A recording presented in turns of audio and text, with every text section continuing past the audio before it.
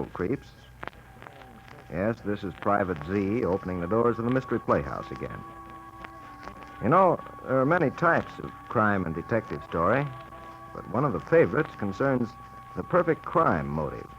A crime so clever, so foolproof, that the criminal will not be detected. But man's not a robot.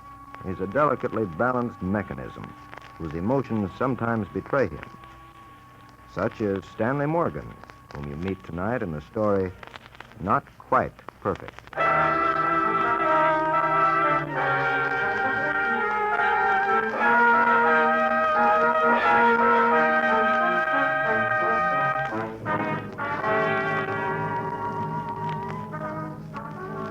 Long after midnight, in a New York apartment, a man hunches over a typewriter. Nearby on the floor lies the still body of a woman. The veins on the man's forehead stand distended, and his hands are wet with sweat as he writes.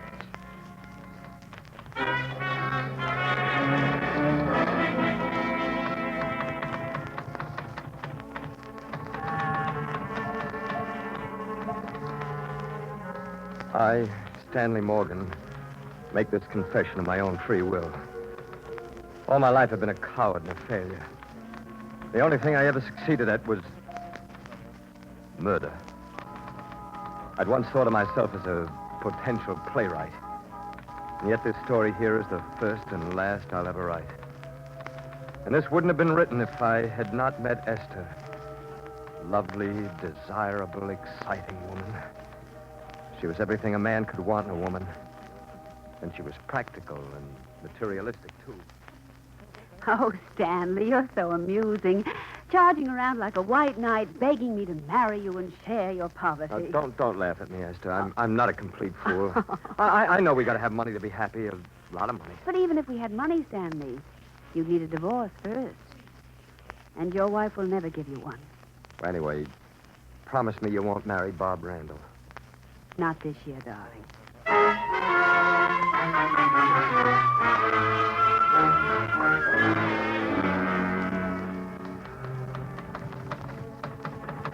I might have parted with my wife, Margaret, many years ago if her father hadn't died and left a fortune in trust for her. Living under the spell of all that money destroyed any ambition I might have had. And heaven knows, to be a playwright, you got to have ambition. As a consequence, the last 10 years of our marriage were years spent in the presence of that scorn and despising that a woman reserves for a man she keeps. Methodically, every Friday, Margaret gave me $25 in $1 bills. Here's your allowance, Stanley. Oh, thank you, Margaret. Hey, you're cutting down on me. There's only $17 here. Don't you remember? You lost your temper last week and broke a vase. I deducted $8 to replace it.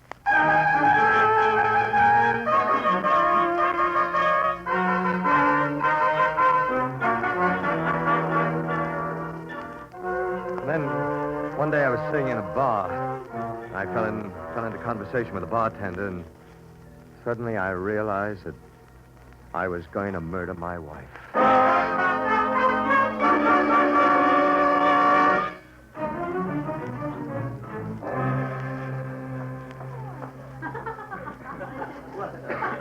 Hey, George, how about another drink?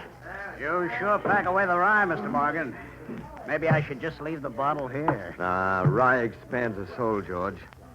Trouble with people, they don't give their souls enough exercise. You having trouble with your wife, Mr. Morgan? Huh?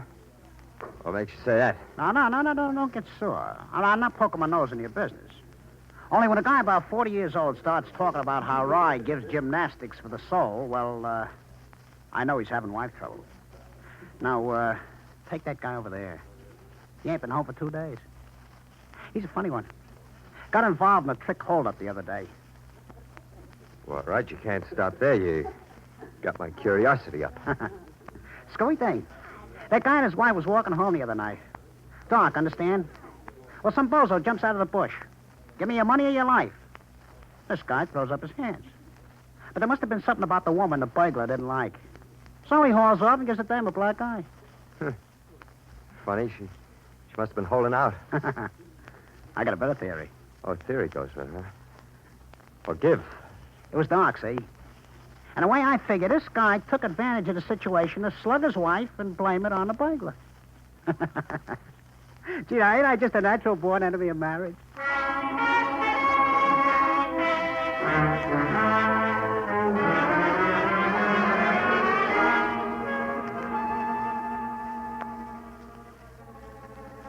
I left the bar as quickly as I could. I was tingling with excitement. The bartender had unwittingly suggested a scheme for a perfect crime.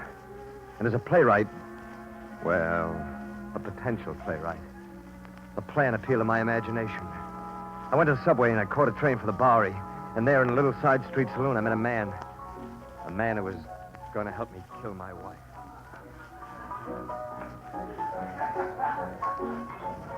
Hey, waiter, bring me and my friend another drink, will you? You want another drink, don't you, Mr. Call me Red. Okay, Red. My name's Morgan, Stanley Morgan. Forget it. Better not to have a name around a place like this. A derelict like me don't need a name. A sightseer like you is better off without one. Hey, you sound as if you got it in for somebody. I got it in for everybody. But mostly I got it in for myself. Maybe what you need's a new chance, Red. Are you kidding me, mister? That spit about a new chance hanging on a gaboon. I'm a professional derelict. I'm a bum by preference and opportunity. I keep one eye out for the main chance, and the other skeptical of fall-down games. Now, what's on your mind? Well, if there's one thing I like, Red, it's a man who lays all his cards on the table. See, I came here looking for someone like you because... Spit it out? Well, what I mean is, I need someone to do a, well, not exactly pleasant job for me. I don't do no murders. I didn't ask you to do a murder, did I? Now, don't get jumpy. However, for a fee, I'll put you next to somebody who'll knock down anybody you want. Well, no, what I got on my mind is quite respectable. I don't care about that part. How much money's involved? $100? You're lying. There's nothing respectable about $100. But spread it out once. Let's see where it goes. Well, it's like this, Red. You see, I've been married to a woman for 20 years, and just recently I met another woman, and I wrote her some letters. Oh, you chump. You great big stupid chump. Yeah, I know it was a very foolish thing to do, but I couldn't know she was after my money. And you want the letters back, huh? Okay, what's the layout? Well, there's a dark, deserted street near her house, and tonight I'll be walking down that street with the woman. I'll tell her I've agreed to pay for the letters and ask her to bring them. And I jump out of a bush, throw a gun, and take everything both of you got, including the letters. Right. How do you know I won't keep the letters and blackmail you myself? Well, I just have to take that chance. Okay. Make it $150, and you've purchased a boy.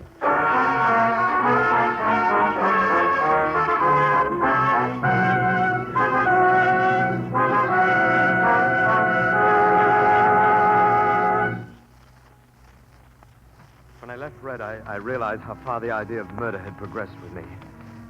By nature, I was no killer. Bloodshed and violence had never been a part of my life. And yet, the lure of money and my desire for Esther possessed me and drove me on. In accordance with my plan, then, I invited Margaret to a late movie, and on the way home, it happened. I just can't get over it, Stanley. You taking me to the movies for a change. Well, have to do something to earn my $25 a week, don't I? Stanley, why are we turning here? You afraid to walk down a dark street with me, Margaret? Really, Stanley, that tone of voice. If I didn't know that all you're capable of is taking money from a woman and carrying on a trashy little love affair. Stanley, what's that? I don't see anything, Margaret. It's a man. Look out. Stand away, don't make a sound. It's a stick. Do as he says, Margaret. He's got a gun. Okay, lady, fork over your handbag. Give it to him, Margaret. Go ahead, give it to him. Be quick with it. Be quick. All right. Here you are. Now put your hands over here. Hey, what do you think you're doing? Be careful with that gun. Stanley. Yeah. Yeah, Margaret, I had a gun. I killed him in self-defense. And now I'm going to take his gun. Stanley, you arranged the whole thing. I see it all. You deliberately had that man hold us up so you could... No, Stanley, don't kill me. Oh. 25 a week in $1 bills.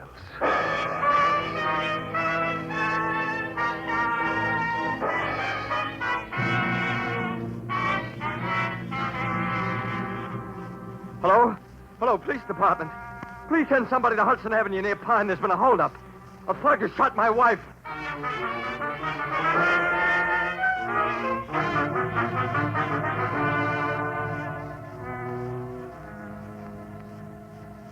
Oh, it was perfect. The police thought I had killed the holdup man, and that he had killed my wife. About a month later, Esther and I were discussing our forthcoming marriage. She'd called me on the phone, and she was saying... Stanley, darling, I think we should be married right away. It's been a month since that terrible thing happened to your wife, and, well, that's long enough to wait. Okay, dear. Just one thing. I'd like to go to South America for our honeymoon. Is that all right with you? Anywhere you say, Stanley. You know, we could go to Rio, and then when we're tired of Rio, Hang we up could... the phone, Stanley. What? Hello? You? What did you say, Stanley? I didn't say anything. I just got to start. Hang up the phone, Stanley. Hello? Call you back, Esther. Just somebody who came in. All right, darling. I'll wait for you to call. Surprised to see me, Stanley? Lord, it can't be you. Not you. You're dead. You're dead. No, I ain't dead. Not a bit dead. Where did you come from? The door was open, so I just walked in. It can't be you. You're dead. I killed you. No, you just thought I was dead. You couldn't have taken a good look at the corpse, or you would have known it wasn't me. Or couldn't you stand to look at the corpse? It wasn't you I shot. It was somebody else. Right. Swell layout you got here. Oriental rugs, paintings. Adds up to a lot of shekels. You sent somebody else. The substitute. You tricked me. You got a one-track mind. You take me for a sucker, I should show up for fall-down jobs. I found a guy who wanted to make a quick 50. Gave him the gun, and I says to myself, that's an end of the business. Imagine my surprise when I read in the newspapers about my friend all shot up. And, your wife, too, Morgan. Shut up. Shut up, do you hear? Okay, be sensitive. So I investigate, and what do I discover? Stanley Morgan inherits 75,000 fish. Well, it's plain to me that Stanley hasn't been playing cricket with me. You can't prove a thing. Okay, so I'll just tip the police off and let them do the proving. After they've been shooting questions at you for 24 hours or so. No. I couldn't take it. Good. Now that we understand each other, let's talk business, huh? I won't pay a penny in blackmail. Oh, now, I didn't think you were selfish, Morgan. I just don't understand you at all. Won't pay blackmail, nasty word. Would rather go to the electric frying pan. Oh, you dirty... All right, Red. How much you want? Well, let's see now. You collected 75,000. I leave you 10,000. I won't pay it. Listen, Morgan, I thought I was being generous. 10,000 ain't hey. You could do a lot with 10,000, but no, you weasel around. Okay, where's the phone? No. Wait. All right, Red, I'll pay you the money. Oh, Lord, how I wish it had been you on the other end of that gun. How I wish it had been you. Have your fun, Stanley. Only get me that money and get it today. The banks are still open. Get going. I'll be waiting right here for you.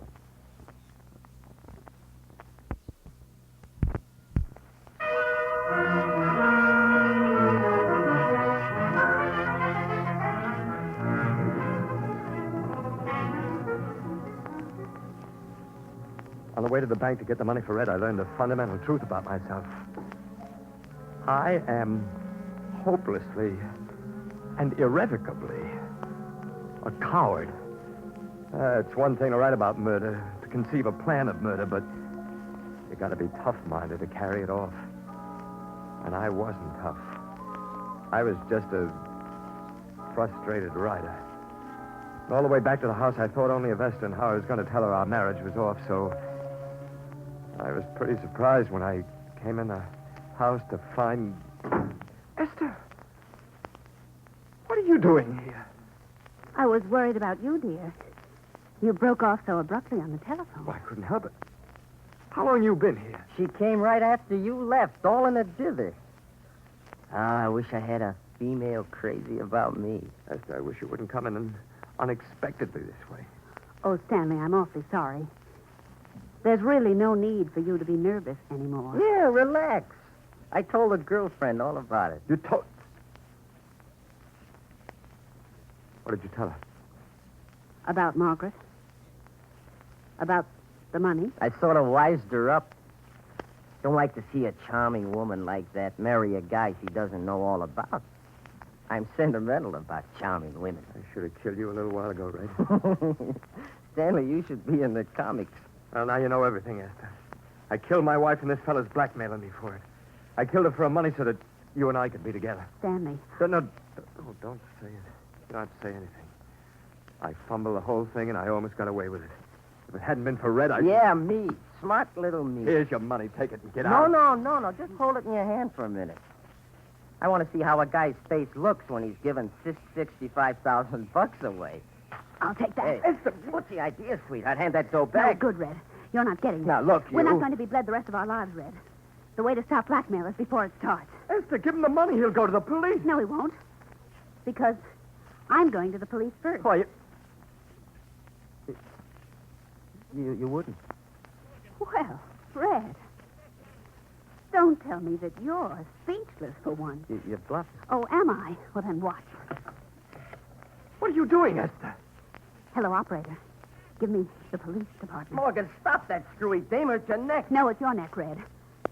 You see, the way I'll tell it, you were in that holdup, too. You escaped, and then you came here with some silly lie that Stanley arranged the whole thing by... You tried to blackmail us. But we're proving our innocence by going directly to the police. Oh, hello? Police department. Please connect me with the police commissioner. Esther, they'll question me, grill me. I can't afford that. Do you think Red can? Look at his face. Prison record written all over You're it. bluffing. You don't dare. Your sweetie will hang. As far as I'm concerned, you'll both hang before I pay you 1 cent of blackmail. Esther! Remember, Red, you were an accomplice to this murder. An accomplice. Oh, hello, Commissioner. No, you don't. Well, that's very effective, Red.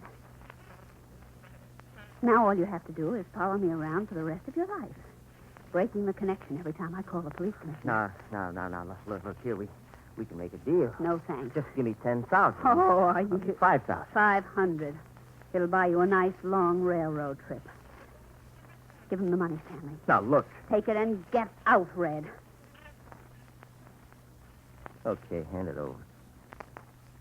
And don't forget, Red, if the police ever hear about this, even anonymously, I'll testify that you were an accomplice. Okay. So long, Morgan. And watch yourself. You got a tiger on your hands there. Oh, darling. It seems like a dream. I don't know how you did it. Guess you did everything I should have done. Oh, you're just so magnificent. I blundered the whole thing so badly. I'm really a coward at heart, Esther.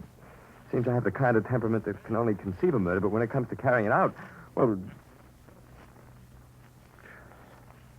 Esther, say something. Don't let me babble on like this. Well, we'll be married now, Esther. I suppose I'm not really good enough for you, but... No. No, you aren't. Esther. I want a man, Stanley. Esther? I would have married you, Stanley, before this. I forgave you your faults. I thought you were an artist. Temperamental, eccentric. Someone who should be indulged. But now I know you're just a coward and a weakling. But Esther, everything worked out perfectly. We have the money. I have the money. Tiresome, this thing of forever correcting people. Well, don't just sit there gaping, Stanley. I've waited 5 years for a man I thought I was in love with. I've given up everything for him. Don't you think I deserve something? I want that money, Stanley. And I'm going to marry Bob Randall. Well? Inevitability. What? The inevitability of the tragic. Sit down. What are you talking about? That was a dramatic theory of the ancient Greeks. The hero of a tragedy is always hopelessly ensnared by fate. And death is his inevitable end. Stanley. Stop it. I committed 2 murders for you, Esther. Stanley. You... Stay away from me. What are you going to do? Oh. The only thing left for me to do, Esther. Don't you see how inevitable it all is?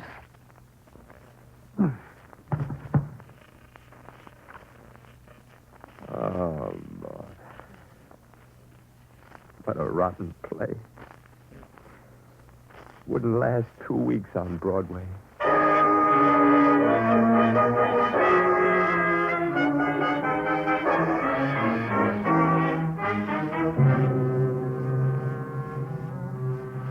I'd call the police. They'll be here any minute now. I wonder how many weeks before I'm tried and executed.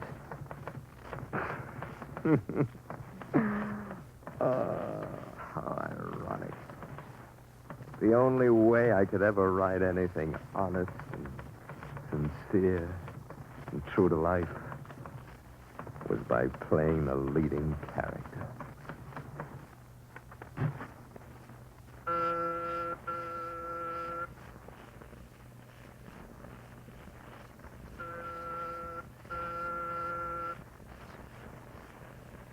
All right. Coming.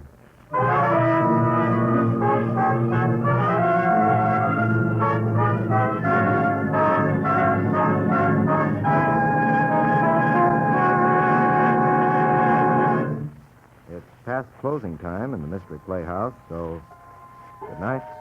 Sleep tight.